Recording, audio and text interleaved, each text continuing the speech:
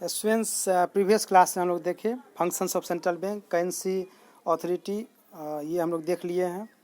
फिर नेक्स्ट हम लोग बैंकर टू द गवर्नमेंट देखे। फिर हम लोग बैंकर्स, बैंक एंड सुपरवाइजर हम लोग देखे। ठीक है, हम लोग जो है नेक्स्ट देखते हैं, आपको ये भी हो गया है सुपरवाइजर। नेक्स्ट हम देखते हैं controller of credit and money supply. Controller of credit and money supply function of RBI or Central Bank of India we are going to discuss today. Now, monetary policy of central bank refers to the policy of central bank related to the control of money supply and the availability of credit in the system. जो monetary policy होता है आपको central bank का, वो जो है monetary policy का जो आपको मेन जो ऑब्जेक्टिव होता है वो होता है आपको मनी सप्लाई को कंट्रोल करना और availability of credit in the system.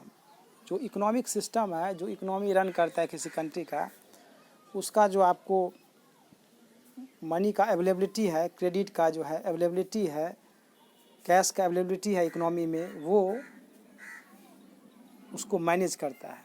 कौन? तो central bank of India, that is RBI। The measures of monetary policy, तो हम लोग यहाँ पे देखेंगे मॉनेटरी पॉलिसी का क्या मेजर्स है। तो measures of monetary policy are quantitative measures and qualitative measures.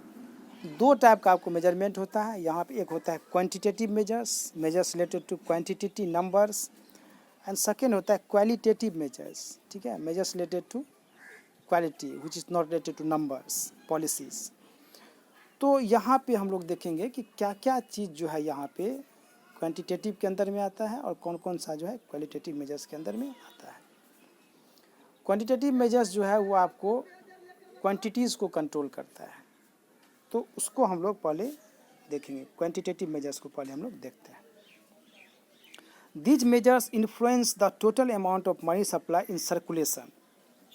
तो जो क्वांटिटेटिव मेजर्स होता है उसका जो मेन आपका जो वर्किंग होता है, जो मेन पर्पस होता है वो होता है आपको कि total amount of money supply जो है सर्कुलेशन में उसको कंट्रोल करना, उसको मैनेज करना। दीज आर, तो कौन कौन no what are the tools which are use to control and manage the money supply in the economy by the RBI, we are going to discuss one by one. जो जो tools, जो जो हथियार RBI या central bank use करता है आपको money supply को कंट्रोल करने के लिए, मैनेज करने के लिए, उसको हम लोग वन बाय वन देखते हैं अभी। तो पहला है बैंक रेट और डिस्काउंट रेट। तो पहला जो आपको टूल्स है, इम्पोर्टेंट टूल है, वो है बैंक रेट, या जिसको हम लोग डिस्काउंट रेट भी बोलते हैं। ठीक है, ये क्या होता है?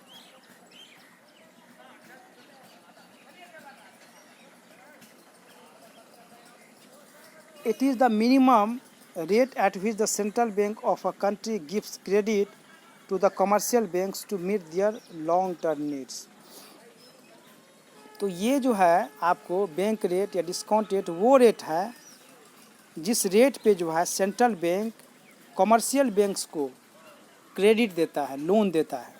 जब कमर्शियल बैंक को लोन की ज़रूरत पड़ता है तो वो जो है सेंट्रल बैंक से, RBI से वो बैंक ये लोन ले सकता है। तो RBI जो लोन देगा वो किस रेट पर देगा, यानी कि वो कितना इंटरेस्ट जो है, कितना परसेंट इंटरेस्ट जो है वो चार्ज करेगा कमर्शियल बैंक पे, कमर्शियल बैंक से वो कितना इंटरेस्ट लेगा, उसको हम लोग बोलते हैं बैंक रेट। अब बैंक रेट जो है इससे इन्फ्लेशन, डिफ्लेशन को कंट्रोल किया जाता है। ठीक है, इन्फ्लेशन केस या फिर एक्सेस डिमांड केस, ठीक है, डिफ्लेशन केस या डेफिशिएंट डिमांड केस, ये दोनों केस में जो है आपको ये बैंक रेट बहुत ही main role, leading role play करता है। इन्फ्लेशन आपको तभी होता है जब एक्सेस डिमांड होता है। In class 11 we already discuss कि एक्सेस डिमांड जो है आपको कब होता है और उसका जो है मेन रीज़न क्या है कि जब डिमांड आपको सप्लाई से ज़्यादा हो जाए, यानी कि ख़रीदने वाला ज़्यादा हो और सामान कम हो, तो महंगाई, कीमत जो है, प्राइस जो है बढ़ जाता है और उससे जो इन्फ्लेशन हो जाता है, प्राइस राइज हो जाता है। तो उसको कैसे कंट्रोल किया जाता है? तो bank rate is increase which further increases the rate of interest. तो इन्फ्लेशन को नीचे करने के लिए, प्राइस महंगाई को कम करने के लिए बैंक रेट को बढ़ाया जाता है। तो आपको इसको याद रखना है कि बैंक रेट बढ़ने से इन्फ्लेशन कम होगा। तो जब महंगाई रहता है तो आरबीआई क्या करता है, इन्फ्लेशन रहता है तो आरबीआई क्या करता है, बैंक रेट को रेज कर देता है। क्यों? यदि बैंक रेट को आपको रेज करेगा यानी कि इंटरेस्ट जो है वो ज़्यादा लेगा। यदि आरबीआई लोन दे रहा है कॉमर्शियल बैंक को तो ज़्यादा इंटरेस्ट लेगा, और यदि आरबीआई कॉमर्शियल बैंक से ज़्यादा इंटरेस्ट ले रहा है तो कॉमर्शियल बैंक जो आदमी को, पब्लिक को, फर्म्स को जो पैसा देगा, मनी देगा, लोन देगा, तो उससे भी ज़्यादा वो जो है ये करेगा, इंटरेस्ट लेगा। तो आरबीआई यदि इंटरेस्ट रेट बढ़ा रहा है, कॉमर्शियल बैंक से ज़्यादा ले रहा है, तो कॉमर्शियल बैंक भी पब्लिक से ज़्यादा जो है इंटरेस्ट लेगा। तो यदि महंगा हो गया, लोन महंगा हो जाएगा, और लोन यदि महंगा हो जाएगा, यदि क्रेडिट महंगा हो जाएगा तो कोई आदमी लेना नहीं चाहेगा। यदि कोई आदमी नहीं लेना चाहेगा तो मनी का सप्लाई क्या हो गया, कम हो गया। मार्केट में जो है सप्लाई कम होगा, मनी जो है कम हो जाएगा, परचेजिंग पावर जो है आदमी का कम हो जाएगा, और उससे क्या होगा, डिमांड जो है फॉल्स, एग्रीगेट डिमांड जो है कम हो जाएगा। हम लोग एग्रीगेट डिमांड जो है नेक्स्ट चैप्टर में जो आ रहा है, theory of income and employment, वहाँ पे हम लोग देखेंगे एग्रीगेट डिमांड क्या होता है। एग्रीगेट डिमांड को आप सिंपल भाषा में आप समझ लीजिए, इसको हम लोग बोलते हैं टोटल डिमांड। जो टोटल डिमांड होता है, जैसे कंजम्पशन डिमांड, इन्वेस्टमेंट डिमांड, ठीक है, गवर्नमेंट एक्सपेंडिचर डिमांड, ये टोटल डिमांड हम लोग बोलते हैं इसको। तो एग्रीगेट डिमांड जो है कम हो जाता है, एक्सेस डिमांड इज करेक्ट, और इसी के से चलते जो है जो एक्सेस डिमांड होता है उसको करेक्ट कर लिया जाता है, उसको नीचे कर लिया जाता है। अब डिफ्लेशन जो है, आप इसमें आ जाइए, इसका जस्ट अपोजिट हो जाएगा। यानी कि डिफ्लेशन में क्या होगा, बैंक रेट को क्या करेगा, घटा देगा। तो आप समझ लीजिए, यदि बैंक रेट को घटाएगा तो क्या होगा, रेट ऑफ इंटरेस्ट जो है कमर्शियल बैंक का वो कम हो जाएगा। यानी कि लोन यदि सस्ता में कमर्शियल बैंक ले रहा है आरबीआई से, तो कमर्शियल बैंक भी पब्लिक को सस्ता में लोन देगा। तो लोन सस्ता हो जाएगा, आदमी जो है ज़्यादा से ज़्यादा लोन लेगा, क्रेडिट लेगा, मनी का सप्लाई बढ़ जाएगा मार्केट में, इकोनॉमी में। और यदि मनी सप्लाई बढ़ गया, आदमी के पास ज़्यादा पैसा आने लगा, तो क्या होगा, डिमांड जो है बढ़ जाएगा, और जो डेफिशिएंट डिमांड है यानी कि डिमांड का जो कमी है इकोनॉमी में, वो जो है दूर हो जाएगा, आदमी के पास ज़्यादा डिमांड। देखो, डिमांड जो है बहुत ही बड़ा क्रूशियल फैक्टर है कोई भी इकोनॉमी का ग्रोथ में। कोई भी इकोनॉमी तभी ग्रो कर सकता है, तभी फास्ट ग्रो कर सकता है, यदि उसका जो है आपका डिमांड जो है वो हाई है। डिमांड रहेगा तभी जाके सप्लाई भी आपको जो है बढ़ेगा। यदि ज़्यादा डिमांड होगा तो ज़्यादा सप्लाई भी होगा। ये दोनों चीज़ यदि हो रहा है ज़्यादा, तो फिर क्या होगा, इकोनॉमी ग्रो करेगा, ठीक है। और ये तब होता है जब आपको फुल एम्प्लॉयमेंट में इकोनॉमी काम नहीं करता है। जब फुल एम्प्लॉयमेंट में काम करने लगेगा, इसका मतलब ये हुआ कि सब रिसोर्स जो है यूज हो चुका है। अब जो है सप्लाई को बढ़ाया नहीं जा सकता है। जब डिमांड बढ़ गया तो सप्लाई को नहीं बढ़ाया जा सकता है, तो उस समय में जो है आपको ये हार्मफुल होता है। लेकिन यदि रिसोर्स है अवेलेबल, इन पोटेंशियल है सप्लाई को बढ़ाने का, डिमांड कम है, तो इकोनॉमी ग्रो नहीं करता है, फास्ट ग्रो नहीं करता है। तो दुनिया में बहुत सारे कंट्री ऐसे भी हैं जो डिमांड डेफिशिएंसी यानी कि डेफिशिएंट डिमांड, कम डिमांड से जूझ रहा है और उसका इकोनॉमी जो है नीचे जा रहा है। उसका मेन वजह वो भी है।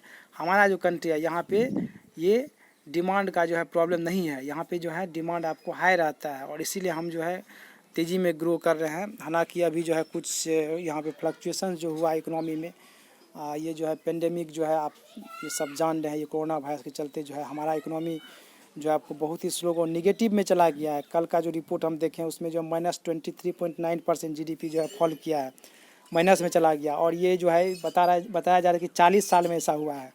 तो अंदाज़ लगा लीजिए हम लोग जो है कहाँ पे जो है जा रहे हैं, कहाँ चले गए, ये जो है कोरोना वायरस पेंडेमिक के चलते। तो ये आपको इस सिचुएशन से अभी जो है आपको कंट्री फेस कर रहा है, इसको झेल रहा है। लेकिन हम लोग we can come out from this situation after this, okay. तो उसके लिए हम लोग को करना क्या होगा, उसके लिए हम लोग को फास्ट ग्रोथ के लिए जो है आपको स्पीड ज़रूरी है, स्पीड ऑफ वर्क, ठीक है, स्पीड ऑफ वर्क ज़रूरी है। यानी कि हमारा जो प्रोजेक्ट होता है, जो गवर्नमेंट प्रोजेक्ट होता है, जो फर्म्स का होता है, वो बहुत डिले होता है, डिले प्रोसेस होता है। एक दिन का काम को जो है 10 दिन में किया जाता है। इसको यदि तेज़ी कर लिया जाए, यानी कि प्रोजेक्ट को जो है दिन रात एक मेहनत करके किसी भी प्रोजेक्ट को यदि ख़त्म कर दिया जाए, तो क्या होगा, ज़्यादा इनकम जनरेट होगा। ठीक है, यदि कोई आदमी जो है एक दिन काम कर भर दिन काम कर रहा है, उसको जो है उसके हाथ में 50 रुपया आ रहा है, यदि दिन रात दोनों काम कर उसके पास जो है 100 रुपया हो जाएगा। तो ये एक जो है हमारी इकोनॉमी जो इस चीज़ से भी जो है स्ट्रगल कर रहा है, मतलब डिलेइंग से हर एक काम जो धीरे धीरे हो रहा है, जो है जिस स्पीड में होना चाहिए उतना स्पीड में नहीं होता है। तो okay, so this is the different topic, we do not want to discuss on that. तो ये हो गया। तो यानी कि इन्फ्लेशन और डिफ्लेशन दोनों को कंट्रोल किया जाता है आपको बैंक रेट से। ये तो क्लियर हो गया ना, ये इंपॉर्टेंट कॉन्सेप्ट है, आपको ये याद रखना है। हालांकि कुछ टूल्स जो है इसको हटाया गया, ये सब जो बैंक रेट रेपो रेट सबको जो है अभी जो है रिसेंटली हटाया गया, लेकिन इसको पढ़ना है, बताया गया कि ये जो स्टूडेंट्स को जानना है। ठीक है, और जो है ये हो सकता है यदि आपको अभी क्लियर नहीं किया है, यदि इसको फिर से इंक्लूड कर दिया जाए तो ये भी जो है संभावना है, इसलिए हम लोग को ये जानना जरूरी है।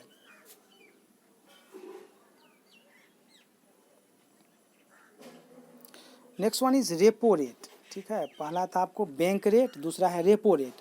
नो, रेपो रेट भी बैंक रेट की तरह ही है। ठीक है, इसको आप दूसरा नज़रिया से आप नहीं देखिएगा। रेपो रेट और बैंक रेट लगभग दोनों सेम ही है, लेकिन थोड़ा सा डिफरेंस है जिसको हम लोग देखते हैं।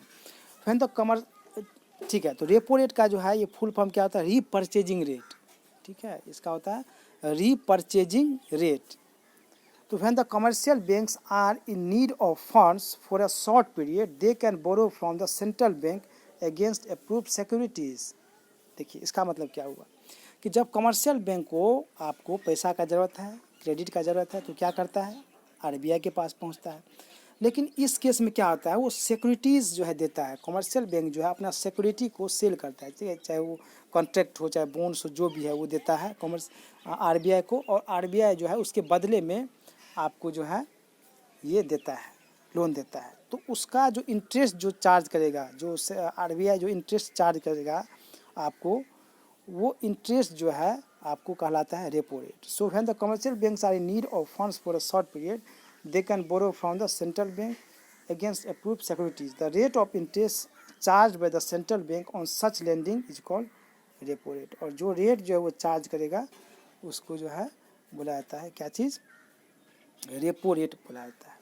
क्योंकि यहाँ जो सिक्योरिटीज़ की बात होती है, सिक्योरिटी परचेज की बात होती है, तो इसीलिए इसको जो है बोला जाता है आपको रेपो, रीपरचेजिंग रेट जो होता है। नहीं, परचेज वर्ड जो है इसी के चलते है, क्योंकि यहाँ पे पैसा जो दिया जाता है उसके बदले में जो है सिक्योरिटीज़ को परचेज किया जाता है आरबीआई के द्वारा।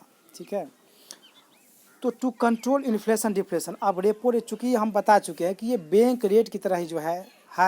ठीक है, तो बैंक रेट की तरह ही है, तो इसका मतलब क्या हुआ, इसका मतलब ये हुआ कि इन्फ्लेशन को कंट्रोल करने के लिए, महंगाई को कंट्रोल करने के लिए क्या किया जाएगा, repo rate is increased, repo rate को इंक्रीज किया जाएगा। और रेपो रेट को इंक्रीज करने से क्या होगा, ये सभी प्रोसेस बैंक रेट केस में हम एक्सप्लेन कर चुके हैं कि रेपो रेट को इंक्रीज करेगा तो लोन जो है महंगा पड़ेगा, आदमी लेगा नहीं। लोन यदि महंगा पड़ जाएगा तो फिर जो आदमी लेगा नहीं तो फिर मनी सप्लाई जो है कम हो जाएगा, तो डिमांड जो है नीचे चला जाएगा। डिमांड नीचे जाने से महंगाई, इन्फ्लेशन जो है घट जाएगा। उसी तरह डिफ्लेशन को कंट्रोल करने क्या करना होगा, repo rate is reduce to correct the deflation. It work similar to bank rate. तो रेपो रेट एंड आपको बैंक रेट, ये दोनों आपको जो है अच्छी तरह से समझ में आ गया होगा, आई होप सो। ठीक है, दोनों लगभग एक ही चीज़ है, लेकिन रेपो रेट में जो क्या होता है, आपको सिक्योरिटीज़ को जो है दिया जाता है आरबीआई को, आरबीआई सिक्योरिटी खरीदता है। और फिर जब उसी चीज़ को जब रिवर्स में होता है, यानी कि जब कमर्शियल बैंक के पास में सरप्लस कैश रहता है, सरप्लस मनी रहता है, ज़्यादा मनी रहता है, तो वो जो है आरबीआई के पास जमा कर देता है और उस पर उसको जो है इंटरेस्ट मिलता है, उसको बोलते हैं रिवर्स रेपो रेट। तो ये हम लोग आगे नेक्स्ट क्लास में पढ़ेंगे। This is all about today's class.